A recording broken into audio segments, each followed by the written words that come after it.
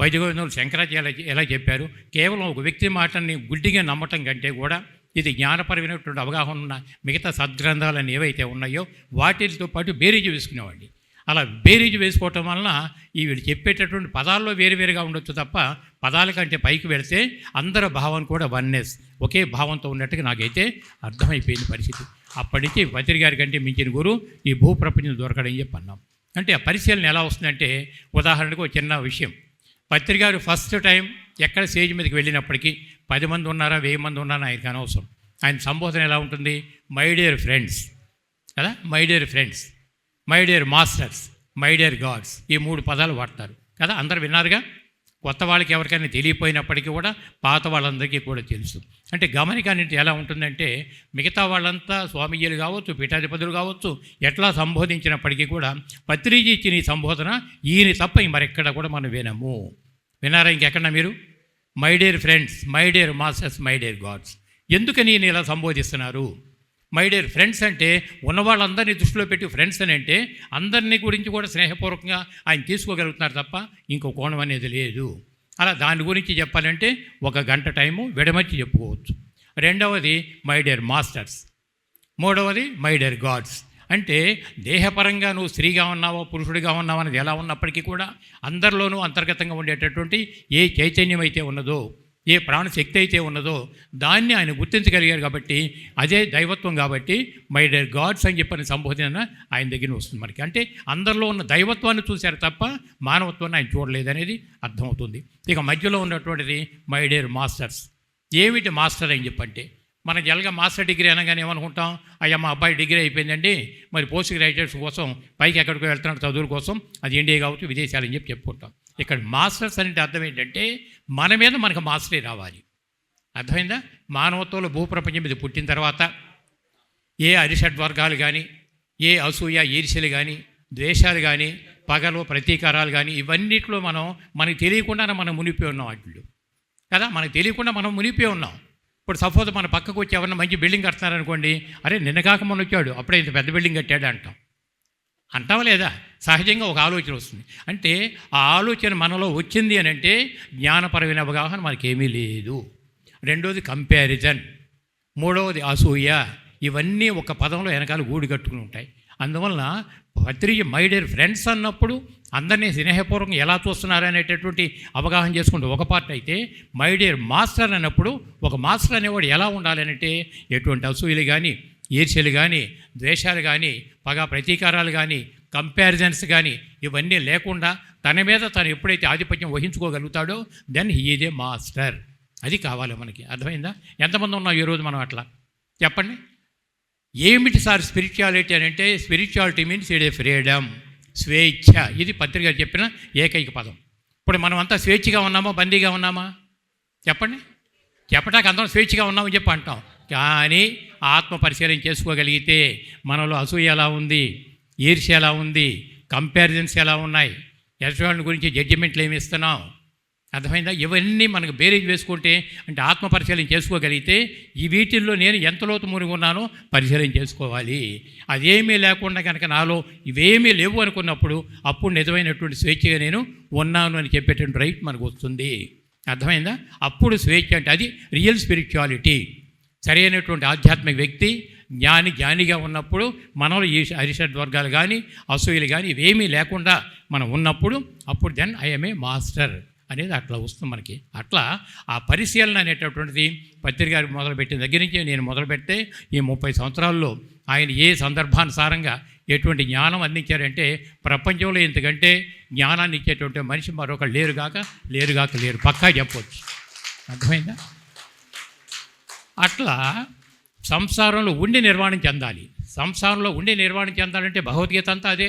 ద్వాపరయుగంలో ఏనాడో 8,000 సంవత్సరాల క్రితం చెప్పినటువంటి భగవద్గీత ఏమిటి ఫైనల్గా మనకు చెప్పిందంటే, బట్ అన్నిటా ఉండాలి, ఏది అంటపడకూడదు. అంటే సంసారంలో ఉండి నిర్వాణం చెందాలి. దానికోసం మిడిల్ పాత్ అనేటటువంటి దాన్ని పత్రిక గారు మనకి ప్రవేశపెట్టడం జరిగింది. ఇవన్నీ కూడా చక్కగా ఈ సజ్జన సాంగత్యాల్లో దానికి విడమర్చి మనం మాట్లాడుకుంటూ మనం అర్థం చేసుకుంటూ ఎలా ఉండాలి. వింటాకు వచ్చినప్పుడు ఫస్ట్ శ్రవణం కావాలి. మాస్టర్ ఎవరు చెప్పినప్పటికీ కూడా శ్రద్ధగా వినగలిగి ఉండాలి శ్రవణం. తర్వాత మననం కావాలి. ఇంటికి వెళ్ళిన తర్వాత ఇవాళ క్లాసులు ఏం చెప్పారు, దాని అంతరార్థాలు ఏమిటి, అవన్నీ నాకు అర్థమవుతున్నాయా లేదా, ఇవి మననం చేసుకోవాలి. తర్వాత నిధిధ్యాస అంటే గుర్తు చేసుకుంటాం ఒకటే కాకుండా దానిలో నేను ఎంతవరకు ఆచరించగలుగుతున్నాను, అది నిధిధ్యాస కావాలి. అలా ఉన్నప్పుడు తర్వాత అల్టిమేట్ మనకి ముక్తి మోక్షం అంటే ఏంటో, ఒక జీవన్ముక్తుడిగా జీవించాలని అంటే ఒక వ్యక్తి ఏ విధమైనటువంటి నిరాడంబర పరిస్థితుల్లో ఉండాలో మనకు అర్థమవుతూ వస్తుంటాయి. అందువలన ప్రతి మాసం చెప్పే శ్రద్ధగా వినాలి, దాన్ని ఆచరణలో పెట్టగలగాలి.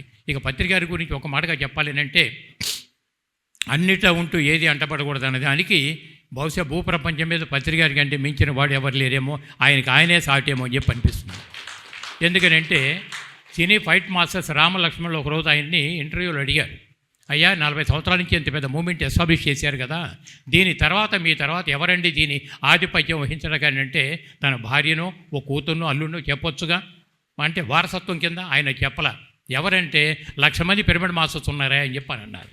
అంటే ఎంత అటాచ్మెంట్లో ఉంటూ ఎంత నాన్ అటాచ్మెంట్లో జీవించగలిగారు అన్నది ఆయనే సాటి. అర్థమైందా? జ్ఞానం అనేది అందరి సొత్తు. ఎవరైతే పత్రికారు ఆశయాలను చక్కగా అర్థం చేసుకుని వాటిని నిత్య జీవితంలో ఆచరిస్తూ ఈ జన్మలో ఒక జీవన్ముక్తుడిగా ఎదిగే స్థాయికి ఎదుగుతారో వాళ్ళందరూ కూడా పత్రిక ఆశయాల కింద మనం జీవిస్తున్నట్లే లెక్క.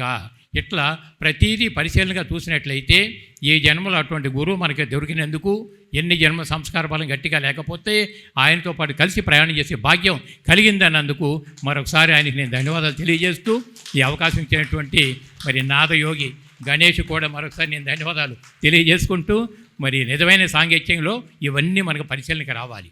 ఆ పరిశీలనకి రాగలిగినప్పుడే మనం జ్ఞానిగా ఎదిగినట్లు అవుతాయి. నిజంగా పిఎస్ఎస్ మూమెంట్లో పత్రికారి దగ్గర ఎన్ని కోణాలు ఎదిగామని అంటే, యజ్ఞం ఎలా చేయాలి, విజయవాడ యజ్ఞం చేసాం, శ్రీశైలం యజ్ఞం, ఇదిగో ఎలా సక్సెస్ఫుల్గా. పార్టీలో ఎలా ఉండాలి, పిరమిడ్ పార్టీ కింద నేను ఒకసారి ఎమ్మెల్యేగా చేసాం, ఎంపీగా చేసాం, పార్టీ జనరల్ సెక్రటరీ సంవత్సరం పాటు చేస్తున్నాం. ర్యాలీలు ఎలా చేయాలి, దాదాపు 2006, 2007లో అన్ని మత పెద్దల్ని కలిపి సర్వమత శాఖాహార సమ్మేళనం ఫస్ట్ స్టార్టింగ్ విజయవాడలో మొదలుపెట్టాం. అట్లా పిఎస్ఎస్ మూమెంట్లో ఎన్ని కోణాలు ఉన్నాయి, బట్ అన్ని కోణాల్లో వర్క్ చేసి దాని యొక్క సమర్థత సామర్థ్యాలు ఎట్లా ఉన్నాయి తెలుసుకోగలిగాం. కాబట్టి ఈరోజు మీ ముందుకు వచ్చి నిలబడే భాగ్యం కలిగినందుకు పత్రికారికి, అవకాశం ఇచ్చిన గణేష్కి మళ్ళొకసారి ధన్యవాదాలు తెలియజేసుకుంటూ, విన్న ప్రేక్షక దేవుళ్ళందరికీ కూడా మరొకసారి నేను ధన్యవాదాలు తెలియజేసుకుంటూ, ఇందాక మరి పుల్లామోహన్ గారు చెప్పారు పత్రికా ఆశయాలు ఏమిటంటే ఈ ప్రపంచమంతా కూడా ధ్యానమయం కావాలి. అలా కావాలంటే మనం పోయి తిరగాలంటే టైం లేదు, మనం తిరగలేం కూడా. అందువల్ల మంచి ఛానల్ కావాలని కోరుకుంటాం. 7-8 సంవత్సరాల్లో పిఎంసి ఛానళ్ళు ప్రపంచవ్యాప్తం కావటం ఇవన్నీ జరుగుతున్నాయి. అయితే రాబోయే రోజుల్లో ఒక కన్స్ట్రక్టివ్ డెవలప్మెంట్ కావాలంటే మనకు కూడా సొంత ప్రాంగణం కావాలి. ఆ సొంత ప్రాంగణం కోసమే మరి హైదరాబాద్లో ఎంక్వైరీ చేసుకుంటే అది ఎల్బీ నగర్ రింగ్లో మెట్రో బండి దిగిన వెంటనే వాకబుల్ డిస్టెన్స్లో 300 గజాలు మంచి సైట్ దొరికింది. అది అగ్రిమెంట్లు అన్నీ అయిపోయినాయి. ఒక నెలలో అది రిజిస్ట్రేషన్ కూడా పెట్టుకుంటాం జరిగిపోయింది. అంటే మాటల్లో కాకుండా చేతల్లో ఎలా ఉండాలి పిరమిడ్ మాస్టర్ అన్నదానికి సంకేతంగా గురువుగారు ఇందాక పరిచయ వాక్యాలు మీతో చెప్పారు. దీని మీద మరింత సందేహాలు ఏమైనా ఉంటే లంచ్ పీరియడ్లో మేము ఇక్కడే ఉంటాం.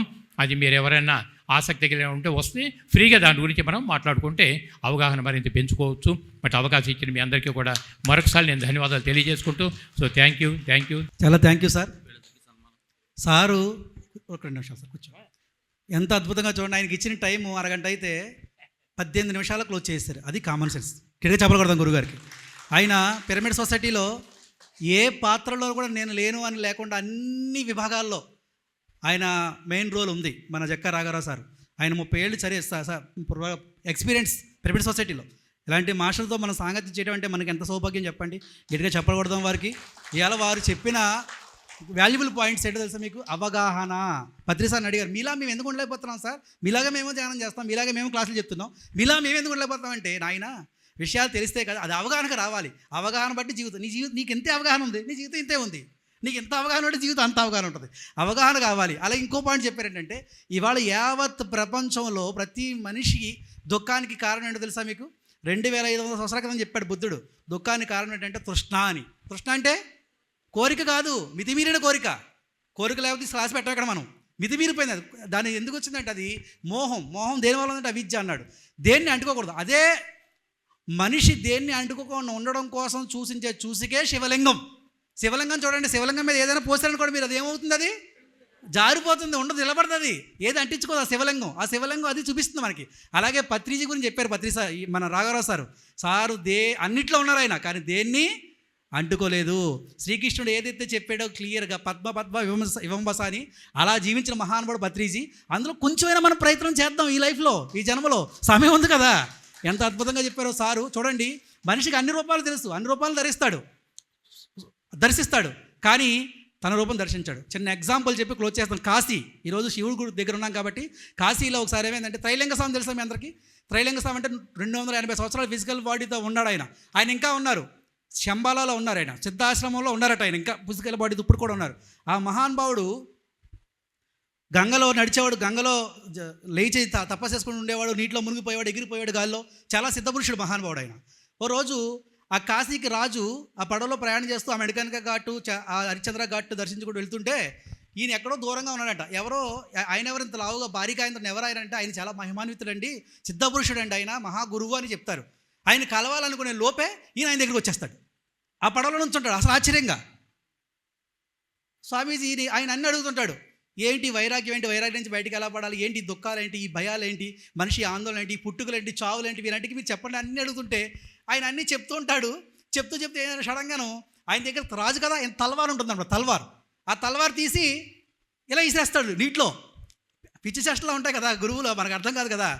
వెంటనే కోపం వచ్చేస్తారు రాజుకి. అప్పటి వరకు గురువు అన్న ఆయన, నీకు ఎవరు పిచ్చి పట్టిందా, అది ఎంత గొప్ప తలవారు, అలాంటి తలవారు మళ్ళీ నా దగ్గర లేదు, నువ్వు అలా నీటిలో విసిరేసి అది ఎలా వస్తుంది అంటాడు. ఈయన పక్కన అవుతుంటాడు. ఈయన అప్పుడు గమ్మున అలా అనకండి బాబు, ఆయన చాలా సిద్ధపురుషుడు అని పక్కన నావనట్టుబడి చెప్తాడు. ఏంటి సిద్ధపురుషుడు, పిచ్చివాడు వీడు, ఇలా ఇసిరేసాడని చెప్పి తిట్టుకుంటుంటాడు. అంటే నాకు ఎలాగైనా కావాలంటే కదా గజెత్తగాళ్ళు ఉన్నారంటే తీస్తూ ఉంటారు. ఈ లోపల గజెత్తగాళ్ళు పిలిచే లోపు ఈయన ఏం చేస్తారంటే, ఆ చెయ్యి ఇలా అంటే పెద్ద పొడుగ్గా లోపలికి నీటిలోకి వెళ్ళిపోతే చెయ్యి ఇలా తీస్తాడు. తీస్తే అలాంటి తలవార్లు 2 తలవార్లు వస్తాయి. ఏమయ్యా రాజా, నీ తలవారు పోయిందంటున్నావు కదా, ఇందులో నీ తలవారు ఏదో నువ్వు గుర్తించు, తీసుకో అన్నాడు. 2 ఒకలాగా ఉన్నాయి, గుర్తించట్లా, చాలాసేపు అవుతుంది అవట్లా. ఏమయ్యా మరి నా తలవారు పట్టుకొని ఇప్పటివరకు ఊపోయావు కదా, మరి నీ తలవారు తీసుకో, నీదన్నావు కదా అన్నాడు. అంటే చూడండి, నీదైన దాన్ని నువ్వే గుర్తించలేకపోతున్నావు అంటే నువ్వేం గుర్తిస్తావు ప్రపంచంలో? ఆ నీదైంది ఏంటంటే నీ ఆత్మలింగం, దీన్ని దర్శించుకోవాలి. అందుకోసమే నాద ధ్యాన యజ్ఞం. గట్టిగా చెప్పలు కొడదాం. నాద ధ్యాన యజ్ఞానికి చాలా గొప్ప మెసేజ్ మా రాఘవరావు సార్ ఇచ్చారు. ఈరోజు మనం ఎంత భాగ్యం, ఈరోజు ఈ ఊరు మొట్టమొదటి పౌరుడు మన కొత్తపల్లి అరుణ గారు, రాంబాబు గారు దంపతులు, సర్పంచ్ ఆవిడ. గట్టిగా చెప్పలు కొడదాం వారికి ఇచ్చేసి వేదిక మీదకి రావాలి. గట్టిగా చప్పట్లతో వారిని ఆహ్వానించుకుందాం. రండి మేడం రండి, గట్టిగా చప్పలు కొడదాం సర్పంచ్ గారికి. అలాగే మన రాఘవరావు సార్కి, రామ్మోహన్ రావు గారికి, సాంబశివరావు గారికి, రాజశ్రీ మేడం గారికి సిరి సత్కారం. అమ్మ నమస్కారం.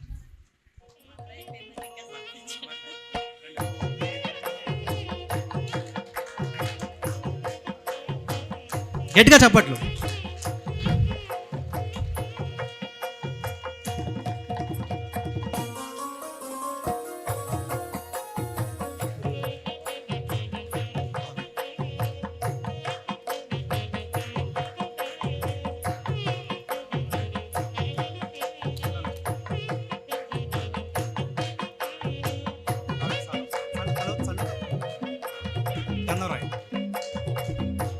గట్టిగా చేపలు కొడదాం. మనం ధ్యానం చేసుకుంటాం 1 గంటన్నర సేపు చక్కగాను.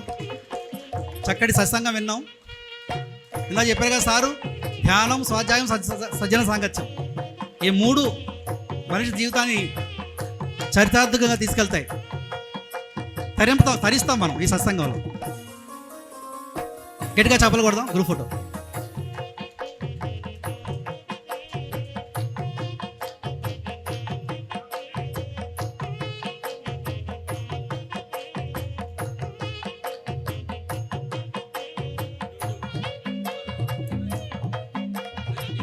మాస్టర్ సర్పంచ్ గారు, అరుణ గారు, రాంబాబు గారు దంపతులు, వీరికి సిరి సత్కారం. మన గుప్తా గారు సత్కారం.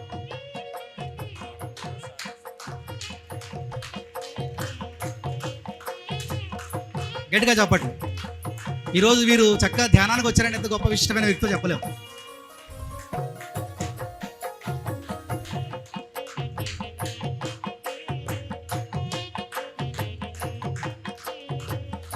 గట్టిగా చపాలు కొడదాం వారికి.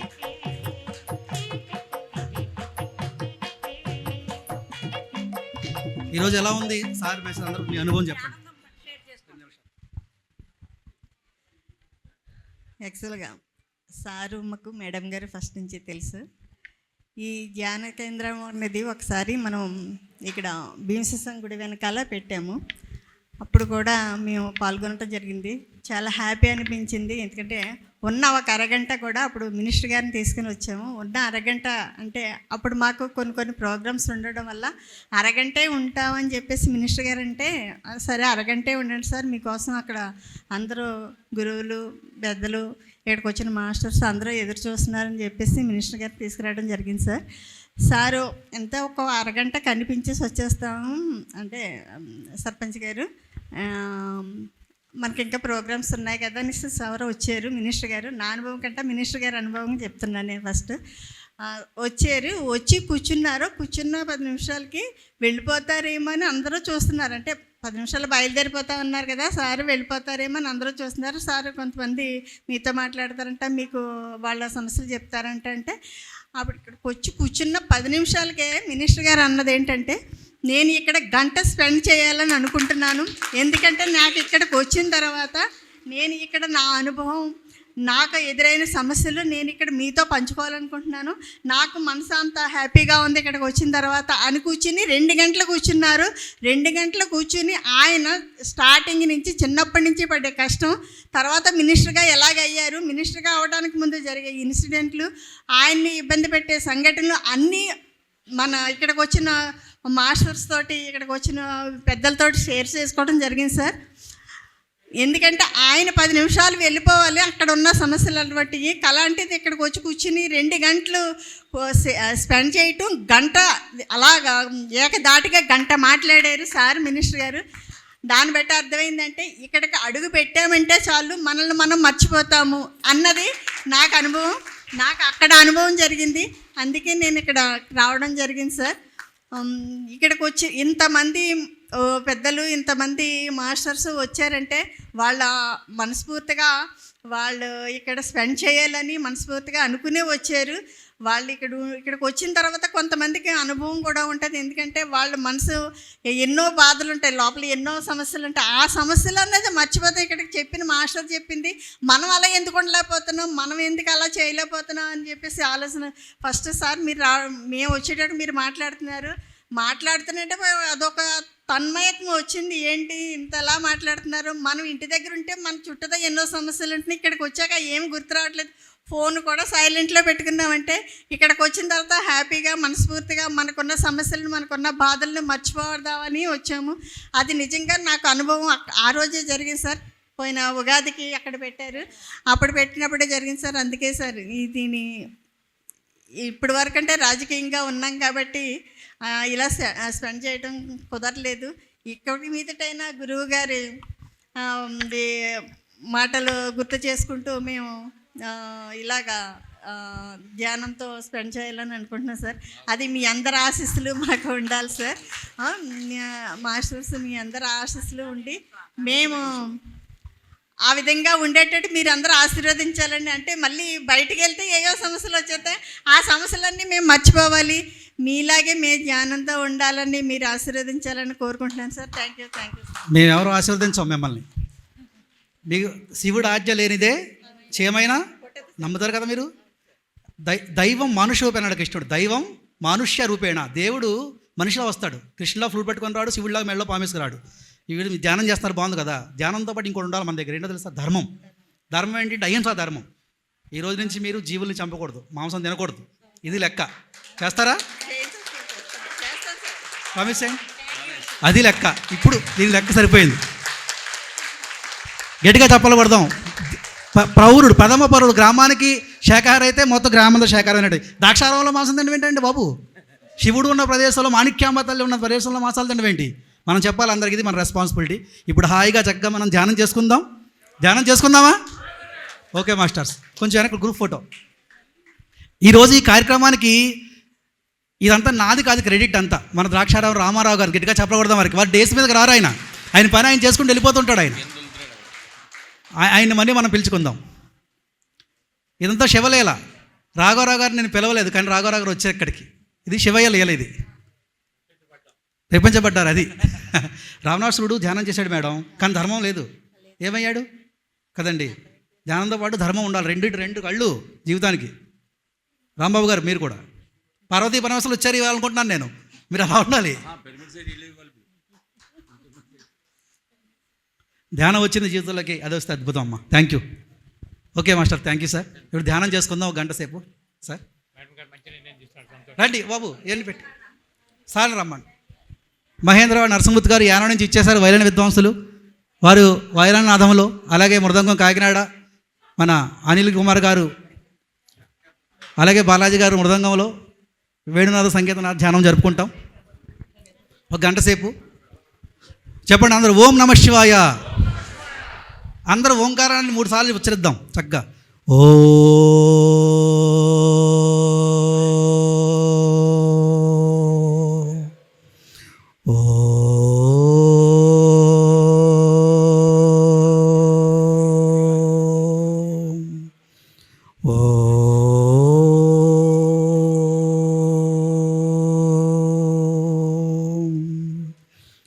అందరూ చెప్పండి. నాగేంద్రహరాయ త్రిలోచనాయ భస్మాంగరాగాయ మహేశ్వరాయ నిత్యాయ శుద్ధాయ దిగంబరాయ తస్మై నకారాయ నమః శివాయ నమః శివాయ నమః శివాయ.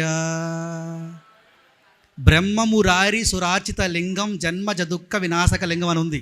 మీ అందరూ తెలుసా? లింగాష్టకం విన్నారా? బ్రహ్మమురారి సురాచిత లింగం. బ్రహ్మము విష్ణుమూర్తి అందరూ సురులు అందరూ రచిస్తారట లింగాన్ని. ఏ లింగాన్ని? శివలింగాన్ని. శివలింగం అంటే ఎవరు?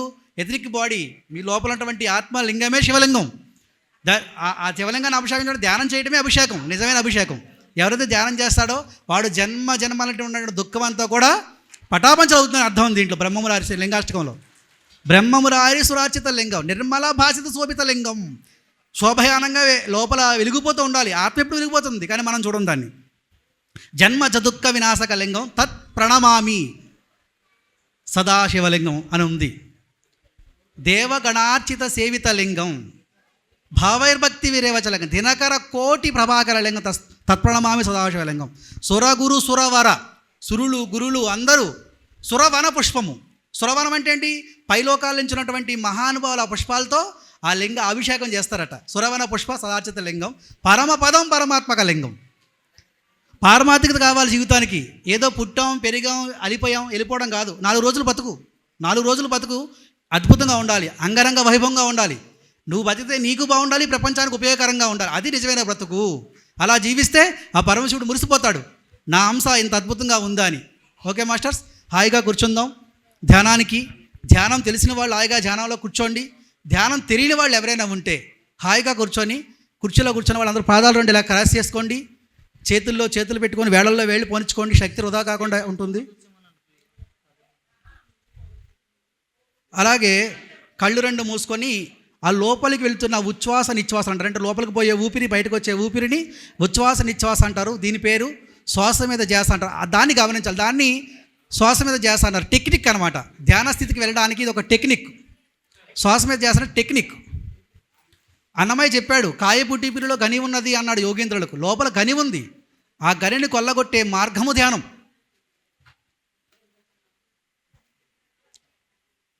ఇందా చెప్పారు హరీసారు, కోటి పూజ సమస్తోత్రం, స్తోత్రకోటి సమజప, జపకోటి సమధ్యానం, ధ్యానకోటి సమూలయ అన్నాడు. 1,000 సార్లు పూజిస్తే వచ్చే ఫలం ఒక స్తోత్రంతో వస్తుందట. 1,000 సార్లు స్తోత్రిస్తే వచ్చే ఫలం ఒక జపంతో వస్తుందట. 1,000 సార్లు జపిస్తే వచ్చే ఫలం ఒక ధ్యానంతో వస్తుంది. 1,000 సార్లు ధ్యానిస్తే ఆ పరమాత్మ లయం అవుతాం. భక్తి అంటే అది, పరమాత్మ లయం కావాలి భక్తి అంటే. అంతేగాని మన అల్పమైన కోరికలు కోరుకోవడం కాదు భక్తి. ఉన్నది క్షేత్రం. నేను బాగుండాలి, నా పిల్లలు బాగుండాలి, ఉద్యోగాలు రావాలి, అన్నీ అల్పమైన కోరికలు. స్వామి నీలా నేను కావాలి, ఇది శ్రేష్టమైన కోరిక, ఇది అర్థవంతమైన కోరిక. సమస్త లోకా సుఖినో భవంతు. మనందరిది ఒకటే లక్ష్యం, ఈ లోకమంతా సుభిక్షంగా ఉండుగాక. ఈ లోకంలో ఏ మూగజీవి కూడా మనిషికి ఆహారంగా బలవకుండా ఉండుగాక. ఇన్ని దేవాలయాలు ఉండి, ఇంత హైందవ సంప్రదాయం, ఒక జ్ఞానం ఉండి, సనాతన ధర్మం ఉండి, ఇంకా మనం జీవులు చంపుతున్నాం అంటే మనకి ఏమర్థమైంది, ఏమర్థం చేసుకున్నాం? ఊరికే మాట్లాడడానికి నా మాటలు 1,00,000 మాటలు ఎందుకు పనికిరావు? మనం మాట్లాడితే బాగుంటుంది పాండిత్యం, కానీ ఏం ఉపయోగం లేదు. ఒక ఆచరణ బాగుంటుంది ప్రపంచానికి. తల్లికి మనం రుణం తీర్చుకుంటాం, తండ్రికి రుణం తీర్చుకుంటాం. మరి భూమాత రుణం తీర్చుకోవాలిగా. తల్లి 9 నెలలు మోస్తుందండి, 90 ఏళ్ళు మోస్తుంది భూమాత. మరి ఎలా ఉండాలి భూమాత పట్ల మనం? ఎలా ఉండాలి మన యొక్క బాధ్యత, రెస్పాన్సిబిలిటీ? జహవ చాపల్యం కోసం, నాలుగు రుచి కోసం నోరులేని మొగజలను చంపు తింటామా? ఇదా మనం నేర్పింది మన సాంప్రదాయం. కోడిని బట్టి, చేపను బట్టి, మేకను బట్టి, ఎద్దును బట్టి అన్నింటిని చంపు తింటే ఏ దేవుడు కరుణిస్తాడు నిన్ను? ఎన్ని క్రతువులు చేస్తే లాభం ఏముంది? ఎన్ని కర్మలు చేస్తే లాభం ఏముంది? ఎన్ని దాన ధర్మాలు చేస్తే లాభం ఏముంది? ఒక మూగజవాన్ని కాపాడితే 1000 అశ్వమేధ యాగాలు చేసేంత ఫలం అని చెప్పాడు ఒక మహనీయుడు. జీవులను చంపి రక్తమాసం భుజించేవాడిని అసురజాతులు పుట్టిస్తానని చెప్పింది భగవద్గీత. పక్షి జాతి బట్టి పరగహింసలు పెట్టి కుక్షినండ కూడు కూరుటకును వండే తినేడేవాడు వసు చెండాలని చెప్పాడు యోగి వేమన గారు. కడుపు నిండా చేపలు తిని 1,000,000 ఆవులు దానవిచ్చిన నరకానికి వెళ్తా అని చెప్పారు కబీరుదాసు. ఇవాళ ఎవరైనా ఇక్కడ ఉండి ఆ జీవహింస రక్తపు కూడుని తింటున్న వాళ్ళు ఉంటే కనుక ఈ రోజు నుంచి మీరు పరివర్తన చెందండి. గొప్ప అవకాశం ఇది మీకు. నాకు ఎవరో చెప్పారు, నేను మానేశాను. నేను తిన్నాను జీవులు చంపుకొని, చండాళ్ళ జీవించాను. పక్షి జాతి బట్టి పరగహింసలు పెట్టి కుక్షి నిండా కూడు కురుడకను వండే తినేడు వాడు వసుద చండాలుడు అన్నారు యోగి వేమన గారు. ఇంకెంతమంది చెప్పాలి మనకి? అహింస పరమో ధర్మ అన్నాడు బుద్ధుడు. ఏ మహనీయుడు ఏ కాలంలో వచ్చినా చెప్పింది ఒకటే, జీవ అహింస మహాపాపం. ఆ పక్షి ఎగురుతుంటుంది ఎంత బాగుంటుంది, ఆ పక్షులు గుంపు ఎగురుతుంటే ఎంత బాగుంటుంది. వాటిని పట్టి చంపు తింటే ఏముంటుంది చెప్పండి? నరకం తప్ప. పరమశివుడు ఆ బసవాసురుడిని అంటే ఎద్దుని వాహనంగా చేసుకున్నాడు ఆయన. పార్వతి పులిని వాహనంగా చేసుకుంది, సరస్వతి నెమలిని వాహనంగా చేసుకుంది, హంసని. సుబ్రహ్మణ్య స్వామి నెమలి వాహనంగా చేసుకున్నాడు, వినాయకుడు ఎలక వాహనంగా ఉంది. అందరూ ఆ మూగజీవాలతో సహవాసం చేస్తుంటే, సాంగత్యం చేస్తే మనం వాటిని పట్టి చంపు తింటున్నాం. ఒక గొప్ప విషయం మన జీవితాలకు వచ్చిందంటే దానికి మనం సంసిద్ధంగా ఉన్నామని లెక్క. అది ఎవరైతే పట్టుకొని దాన్ని ఆచరణలో పెట్టుకుంటాడో వాడి జీవితం పండుతుంది. హాయిగా కూర్చుందాం. చక్కటి సంగీత సునాదంలో ఈరోజు సంగీతనాథ ధ్యాన యజ్ఞం చేస్తున్నాం మనం. ధ్యాన యజ్ఞం. యజ్ఞం అంటే త్యాగం. మన సమయాన్ని త్యాగం చేస్తాం, మన శక్తిని త్యాగం చేస్తాం. అందరూ డబ్బుని వారి దగ్గర ఏది ఉంటే అది ఇస్తారు. ఇవాళ మన ఇక్కడ ఈ ప్రపంచానికి మనం ఏం చేస్తామంటే ధ్యాన తరంగాల్ని వ్యాపింపచేస్తాం. లోక సమస్త సుఖినో భవంతు. ఎవరు కలతరవద్దు, దేన్ని అంటుకోకండి జీవితంలో. దుఃఖం ఎందుకు వస్తుంది? మోహం వల్ల వస్తుంది. మోహం అంటే అటాచ్మెంట్. ఇందా చెప్పారు రాఘవరావు సారు, సత్సంగత్వే నిస్సంగత్వం అని. నువ్వు సత్సంగుడుగా ఉండు, కానీ నిస్సంగుడుగా ఉండు. నిస్సంగత్వే నిర్మోహత్వం. నిస్సంగత్వం అనేది నిర్మోహానికి దారితీస్తుంది. ఆ నిర్మోహం అనేది నిశ్చల స్థితికి దారితీస్తే ఆ నిశ్చల స్థితే జీవనముక్తిని ఆయన అంటున్నాడు. దీనికి కృష్ణుడు చెప్పాడు భగవద్గీతలో, క్రోధోద్భవతి సమ్మోహ సమ్మోహ శృతి విభ్రమ శృతిపంచ బుద్ధినాశాత్ బుద్ధినాశాత్ ప్రణశ్యతి. చావు అంటే సరైన విడిచిపెట్టడం కాదు, బుద్ధి లేకపోవడం అన్నాడు. చక్కగా కూర్చుందాం, హాయిగా కూర్చుందాం మాస్టర్స్. ఈ చక్కగా శ్రీ మాణిక్యాంబ సమేత శ్రీ భీమేశ్వర స్వామి వారి శక్తి క్షేత్రాల సమీపాన చక్కగా మనం ఆ శివుడికి ఏదైతే ఇష్టమో ఆ పని ఇక్కడ మనం చేస్తాం. ఇది నిజమైన అభిషేకం. ఇది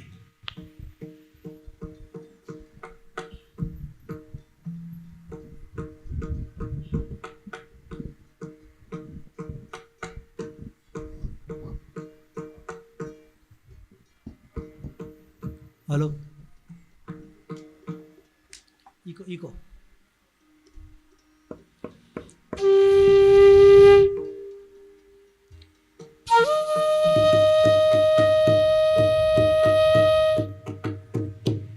డిలే, కొంచెం డిలే.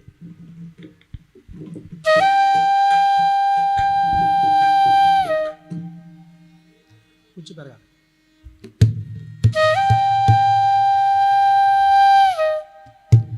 గెయిన్ కొంచెం గెయిన్.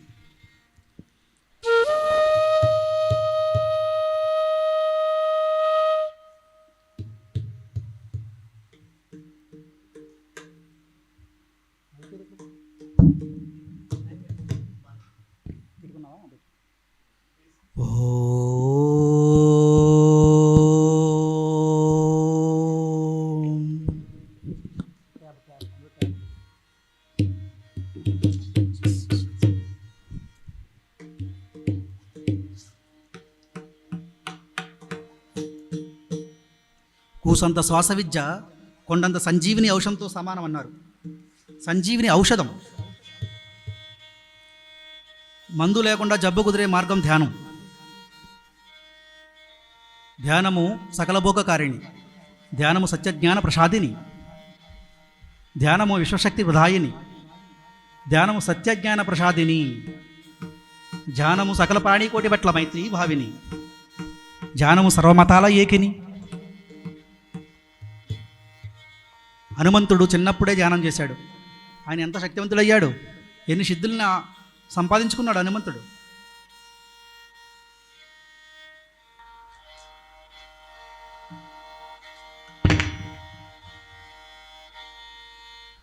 ససేమరా కళ్ళు తెరవద్దు మాస్టర్స్.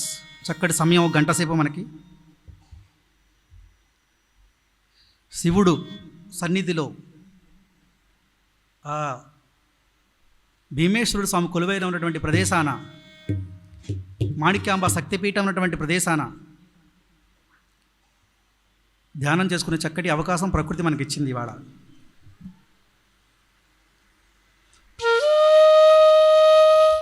ఓకేనా సార్? ఓకేనా? ఓకేనా సార్?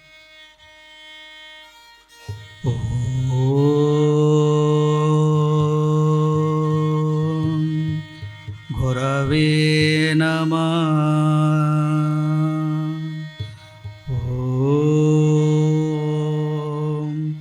గురుభ్యో నమః. కృష్ణం వందే జగద్గురుం. శ్రీరామ రామ రామేతి రమే రామే మనోరమే సహస్రనామ తత్తుల్యం రామనామ వరాననే. ఎంతో ఇష్టం పరమశివుడికి రామమంత్రం. హాయిగా కూర్చుందాం, ఎవరు కళ్ళు తెరవద్దు.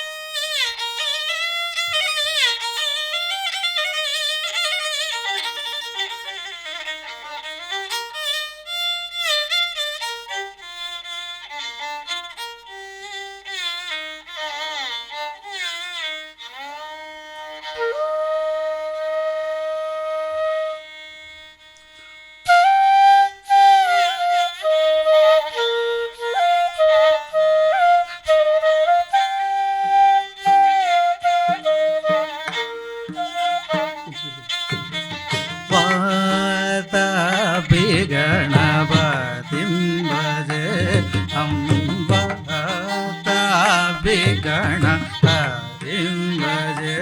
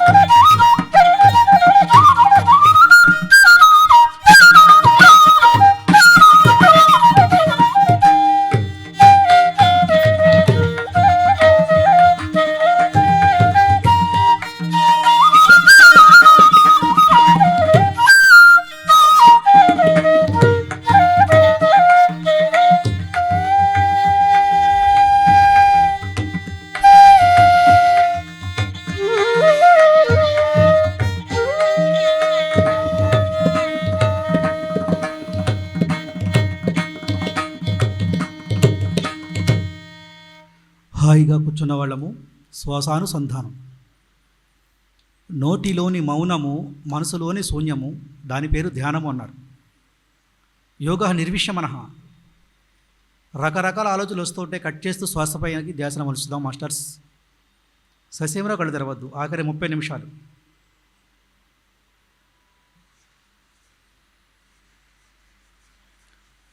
శోభిల్లు సప్తస్వర. సుందరుల భజించవే మనసా అని చెప్తున్నాడు త్యాగరాజ స్వామి వారు. ఆ సప్తస్వరాలు మన హృదయంలో, మన లోపల శోభిల్లుతున్నాయి.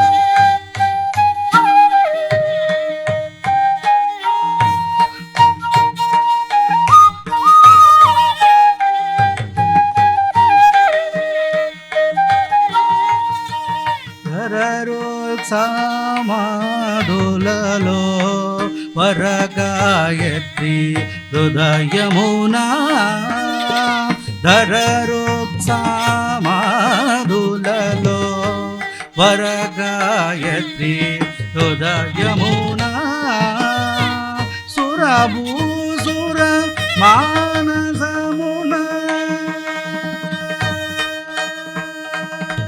సురభూ